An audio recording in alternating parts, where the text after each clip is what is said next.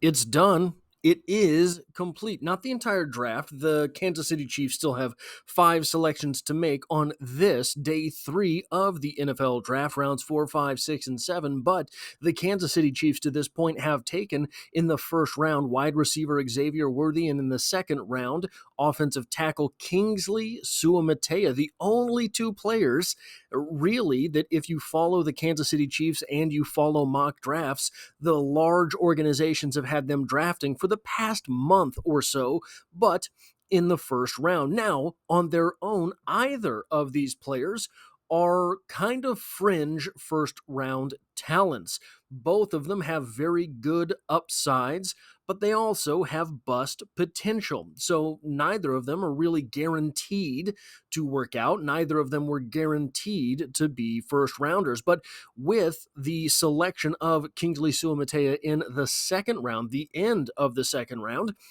not quite the end of the second round, and we'll get to that in a moment, but with Kingsley Suamataia in the second round providing fringe first round value, the Kansas City Chiefs now have 2 fringe first round value picks under their belts. Now, the Kansas City Chiefs did have to move up 1 spot to make that selection, and it might seem odd to move up that spot, but there's 2 real clear possibilities as to why they thought they had to get that trade made. Number 1, they thought the 49ers were going to draft Kingsley Suamataia.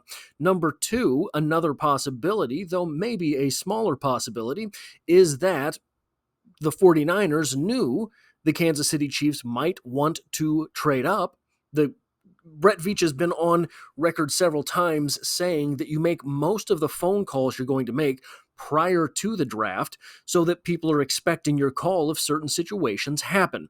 It is possible that perhaps the Colts wanted to trade up. Somebody like the Colts, right? Not exactly the Colts, but the Colts wanted to trade up, and the Kansas City Chiefs were informed by the 49ers, yeah, the Colts kind of want to move up. What are you wanting to do? It's going to be a little bit more expensive to move up now than it had been yesterday.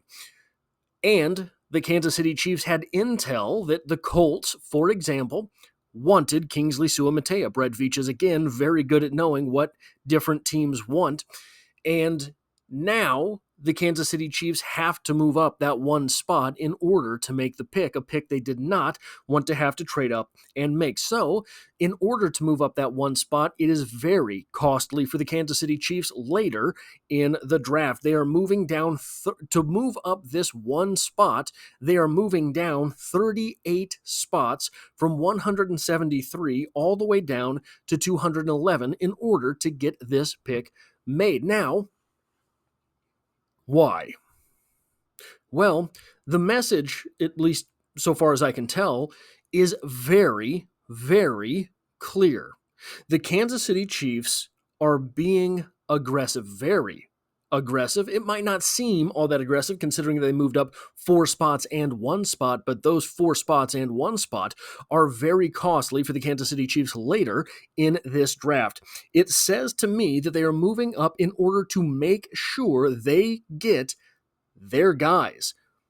As far as I can tell, there is no reason to do this unless you think those are the guys that are going to help you win this season. The Kansas City Chiefs are, in fact, selling out to win this year. The Kansas City Chiefs have never sold out to win on any given year. You look back at all of these drafts, and most of them have long-term implications, and indeed, so does this draft. The Kansas City Chiefs will have a 5th-year option on first-round pick Xavier Worthy. The Kansas City Chiefs do have players who can start along the offensive line. They do have those players. They do have players at wide receiver. They are moving up aggressively in order to get the guys that they think will help them in their system right now. That is exciting. So, in this video, I will break down who is Kingsley Suamataia, then I will break down some of his strengths and weaknesses, and finally, we will get to analysis of the pick. So, if you were to ask me the question, who is Kingsley Suamataia, I would tell you he's a great big, nasty, which seems to be Brett Veach's type along the offensive line. Fortunately, we have some numbers to point to that are a little bit more specific than that. He is 6 foot 5 inches tall, which is in the 35th percentile for offensive tackles. He weighs 326 pounds, which is 78th percentile for offensive tackles. Now, if I were to conjecture a little bit, I would suggest that I think he actually has the frame to get a little bit bigger than that. Or if you look at his body type, he's not 100% ripped. So that might not be his body type. He might not be the guy that gets jacked. But I do think that he has the room to get up to maybe 335, 340 and not lose too much of what it is that makes him him. He has 10 and 5/8 inch hands, which is 76th percentile. 34 and 1/4 inch arms, passing that 33 inch arm, which we know Andy Reid likes to see. His wingspan, therefore, is 82 and 1/8 inches, which is 61st percentile. He has a 5.04 40-yard dash, which is 88th percentile, a 10-yard split of 1.74, which is 75th percentile. He had a vertical leap of 28 inches, 49th percentile, but a broad jump of 110 inches, which is 86th percentile. He also did 31 reps on the bench press with 225 pounds at the combine. Now, I couldn't find the percentiles on this exactly, but I believe he was the second highest offensive lineman with bench reps at the combine, and the numbers I have seen make me believe that 31 reps is 86th, 87th, maybe as high as 90th percentile. And though we know him as an offensive tackle from BYU, he originally signed as a 4-star or 5-star recruit out of high school with Oregon, where he basically did nothing during a redshirt freshman season, then decided to transfer to BYU, where he became a starting right tackle in 2022 and a starting left tackle, in 2023.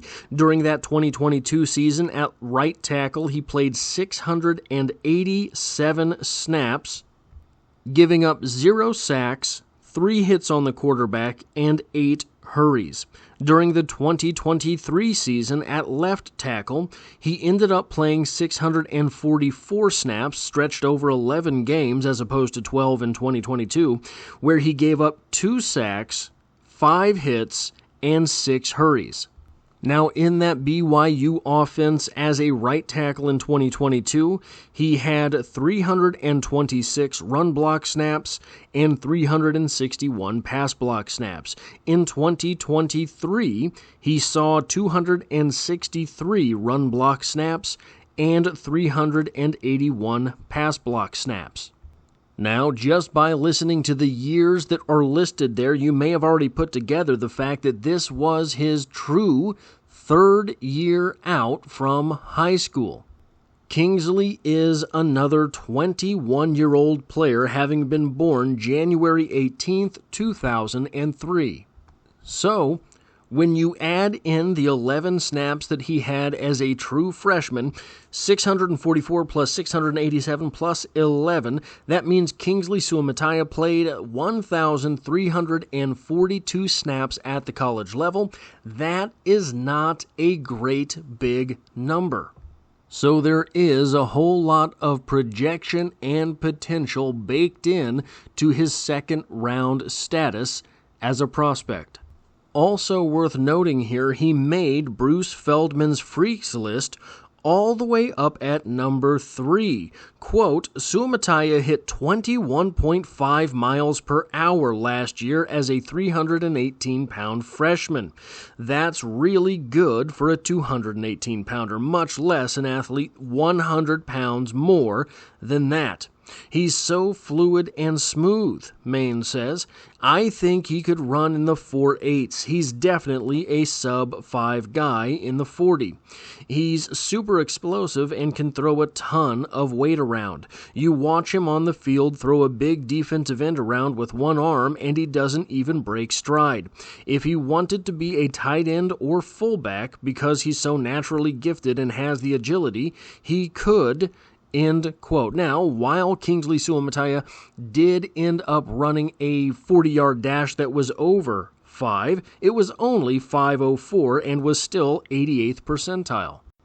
Now, looking at strengths and weaknesses for Kingsley, a lot of his strengths and weaknesses actually reflect each other. The 3 and 3 that I have chosen to put on the screen here: athleticism paired with stiffness is a weakness. Strength, athleticism, weakness, stiffness. It does not seem to go hand in hand, but he's one of these rare athletes that is kind of what you call a dancing bear. And normally, what dancing bear means is that guy's belly is so big, I have no idea how his legs are holding it up. That's not what it means this time. The type of dancing bear that we see with Kingsley Suamataia is a guy that looks like a bear. He's a guy that is really big, really strong, really vicious.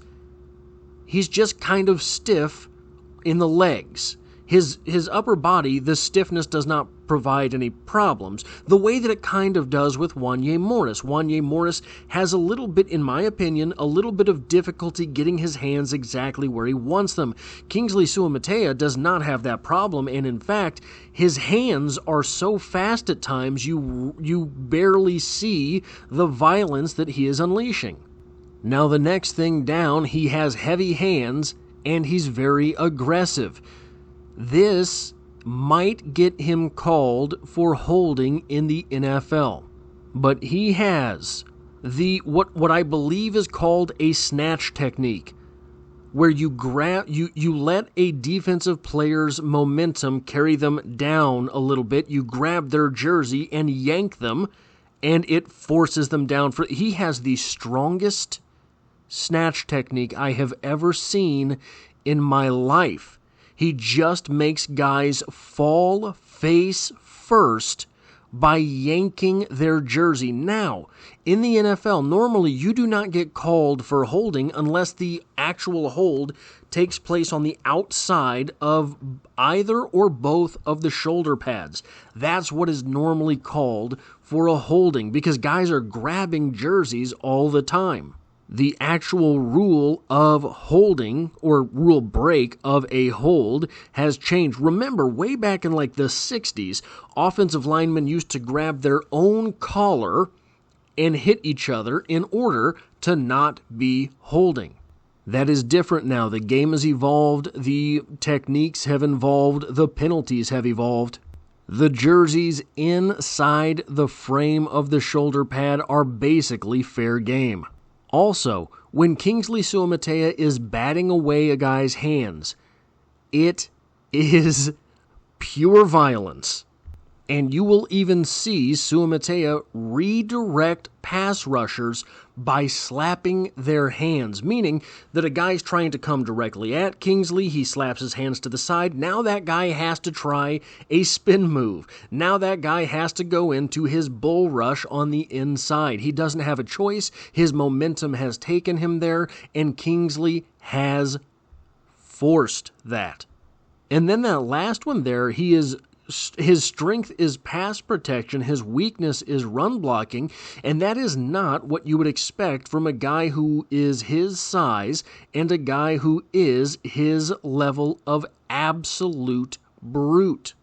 Normally, those are the guys that excel in run blocking, but they have a little bit of a difficult time in pass blocking because of its more passive nature.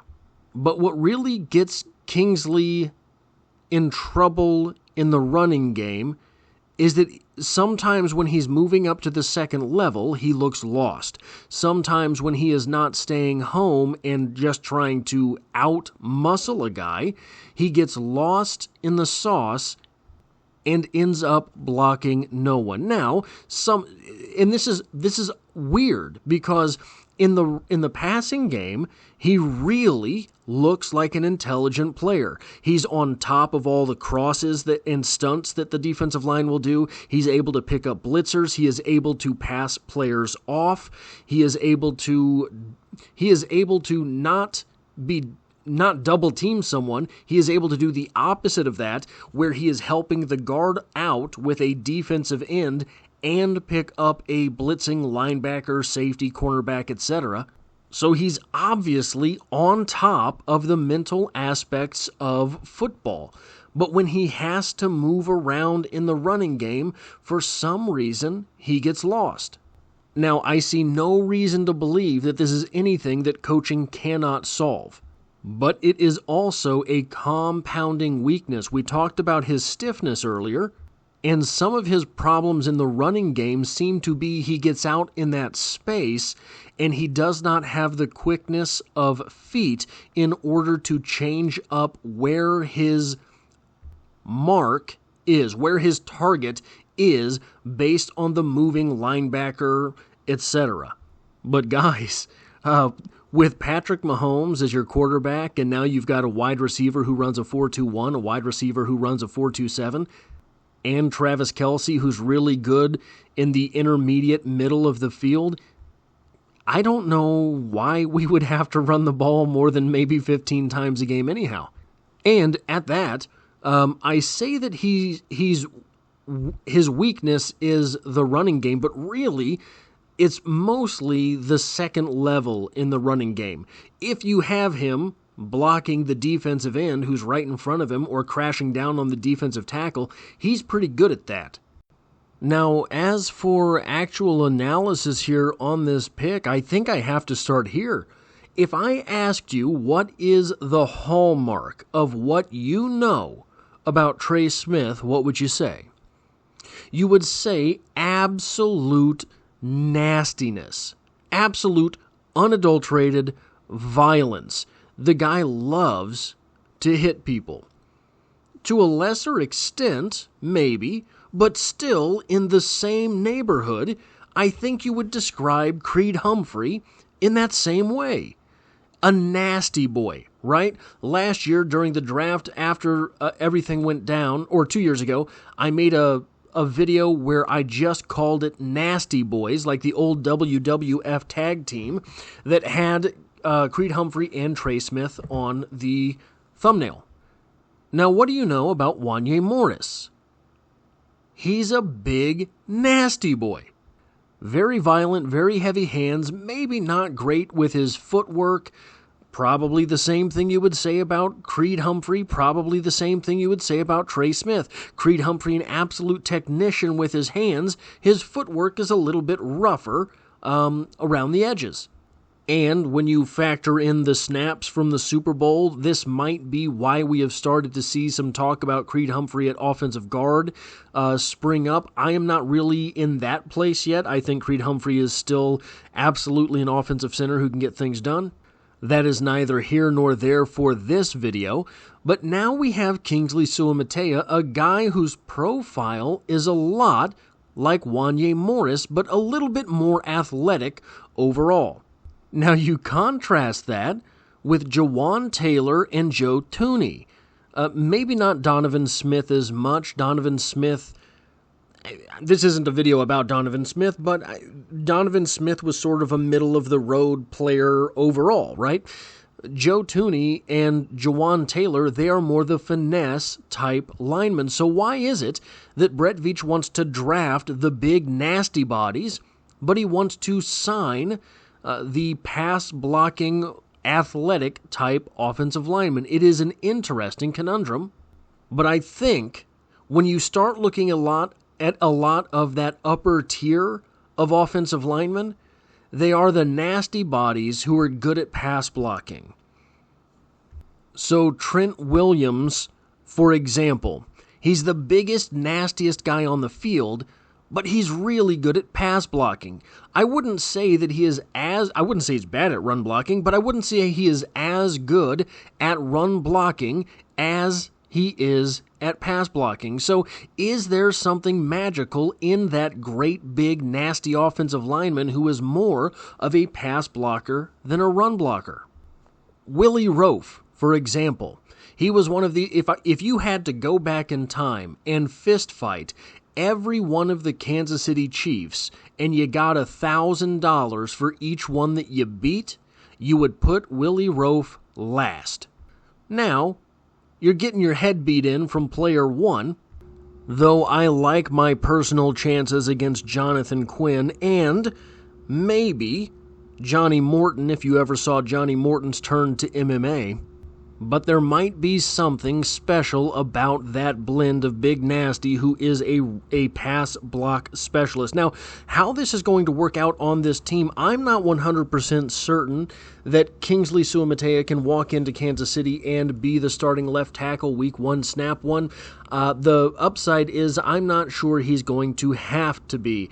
The Kansas City Chiefs do have Wanya Morris, who has proven he can do some time at the left tackle spot. They do have Jawaan Taylor, who, like him or not, did start an entire season for a Super Bowl winning team.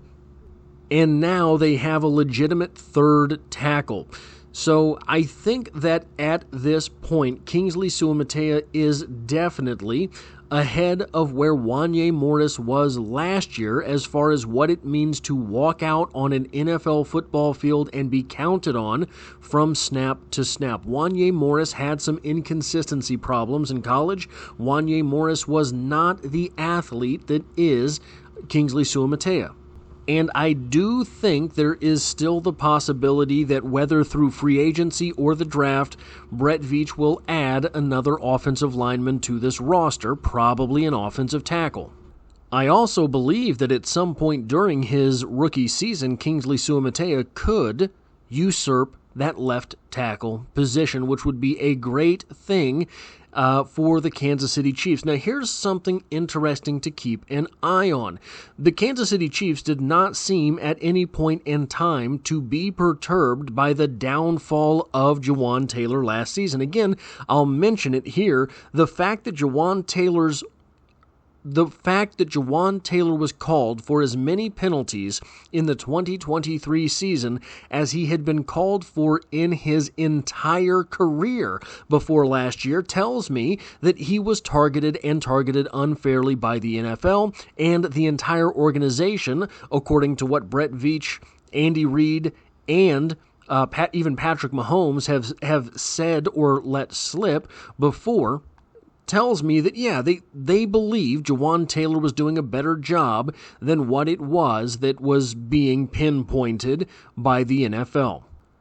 And you saw last year Wanya Morris do a decent job for 4 straight weeks at the left tackle position. It got a little bit hairy during the end of that time, but that was because the NFL had tape on Wanya Morris by that point in time and knew his weaknesses. He has had an entire offseason now to address those, or at least he will have had by the next time the Kansas City Chiefs put on shoulder pads. And I think that overall they're probably fairly high on Wanya Morris. So why would they want another offensive tackle? There's only 2 offensive tackle spots along the offensive line. Well, when you start to look at the weaknesses exhibited by Wanya Morris, it seems that maybe he would be best fitted to slide into guard if they have questions about whether or not he can get those weaknesses addressed and fixed. This, therefore, could be the year they try to take Wanya Morris and make him an offensive guard while they still have Joe Thuney and Trey Smith ahead of him. When you look at the money that Joe Thuney is making and is scheduled to make next year, each season $15.5 million for an offensive guard. I don't think that is what the Kansas City Chiefs want to be doing at the offensive guard position moving forward. If you end up re-signing Trey Smith, he is going to be probably much less expensive than $15.5 million per season. Then you have third-round offensive tackle money, rookie contract third-round offensive tackle money wrapped up at your left guard position. You re-sign Trey Smith in the $6 million a year range. Then you can afford to put Creed Humphrey on a second contract. All of a sudden, in the third season, the mega deal signed by Jawan Taylor starts to look like a bargain because of inflation on the NFL salary cap level, and you have a rookie at left tackle in Kingsley Suamataia, who's only making second-round left tackle money. All of a sudden, that becomes a line and offensive line that is very reasonably priced. Now, how does Kingsley Suamataia stack up against Donovan Smith, last season's starting left tackle? Well, Donovan Smith was, and I don't want this to sound disparaging. Donovan Smith was a low-effort player, but he was effective. He was low-effort and effective, meaning that he was not going to get gassed during the game. He was a pro's pro. He knew what it took to get the job done. He did that and not a whole lot more. That is the complete opposite on the spectrum from someone like Trey Smith, right? Trey Smith's job is done on any given rep. He's looking for someone else's thigh to eat. That is what Trey Smith does, different than Donovan Smith. Donovan Smith was serviceable last year. Kingsley Suamataia, at this point, I do not believe is serviceable. That said, he has the potential to be much better than was Donovan Smith last year. What is it that gets Kingsley in trouble as far as what it would mean to start at the NFL level? In my opinion, it's his footwork. Sometimes he oversells on a block, and that gets him in trouble, especially if you're facing an edge player that has a great spin move or some good setup moves. Sometimes he does get too upright.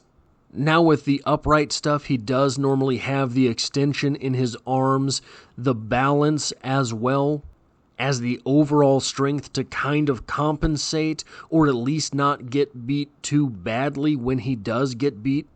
And as we said earlier, Kingsley is very young, but he's a guy who does seem to have his head on straight. So really, if he can learn just a little bit of technique, if he can get refined just a little bit around the edges.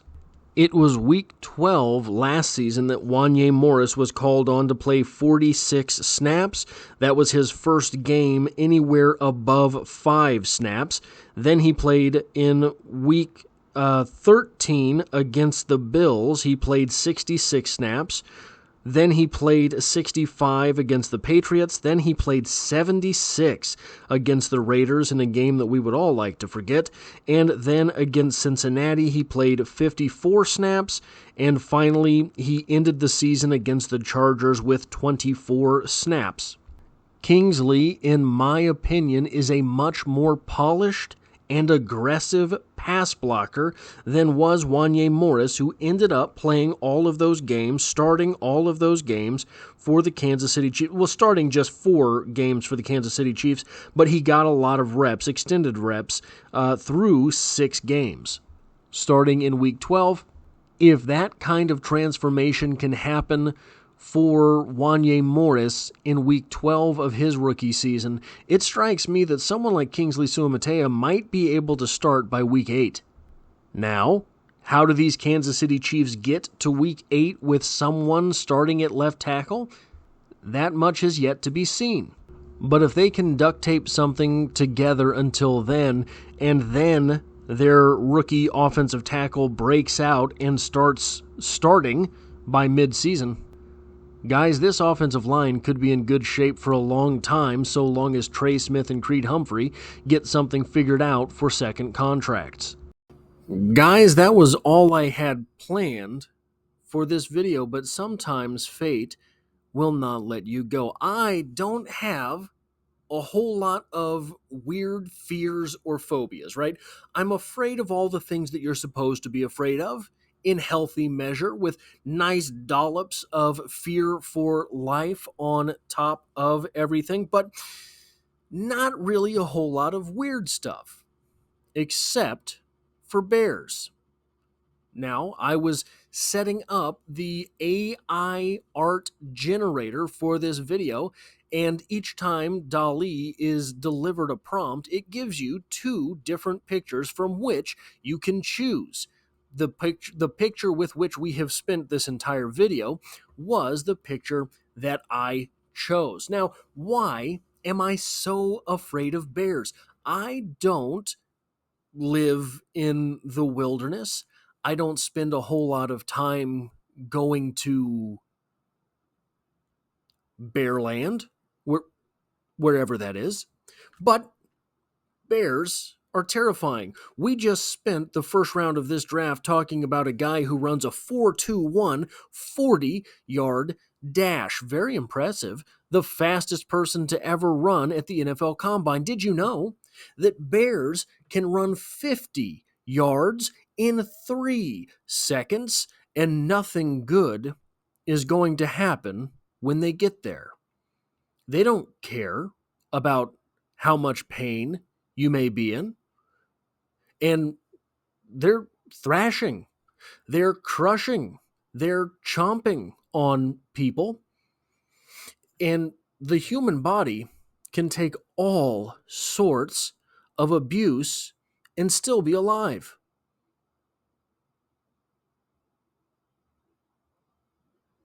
Anyway, this was the second picture that DALL-E, the AI art generator, had provided me when I prompted it to give me a bear in a Kansas City Chiefs uniform. And since I had to see it, now you have to see it. Sweet dreams.